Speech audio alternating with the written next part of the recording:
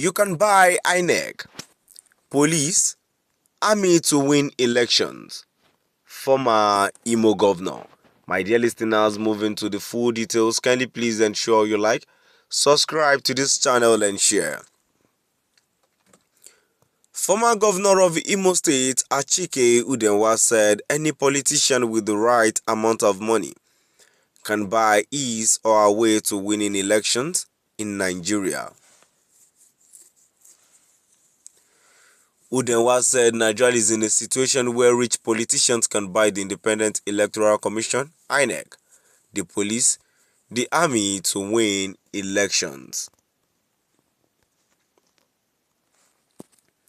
The ex-governor said this while featuring on Edmond Obilo State Affairs Show, a political podcast. According to him, Nigerians no longer question the character, antecedents, and backgrounds of political who come to them to seek their support. Unfortunately, our society has grown to such a level where if you say vote for me, I am no longer asking what you can do. What are your antecedents? What type of character do you have? We don't ask much questions again. And of course, even if I don't vote for you, you can buy your way through if you have the right amount of money, Udenwa said. When asked if politicians could buy the Independent National Electoral Commission, INEC, the police, the army, and the voters, he replied, you can buy everybody. He affirmed that elections in Nigeria are about buying, adding that the practice must be curbed for the correct leaders to emerge. On the unresolved crisis rocking the People's Democratic Party (PDP), Udenwa, who is a member of the party's board of trustees, blamed the crisis on the ruling All Progressives Congress (APC). My dear listeners, now we've come to the end of our today's news, and now before I go moving down to the comment section, the first comment I have says, typical Igbo, all he wants to hear about Nigeria is bad news. Tell him petrol has increased to 15k per litre.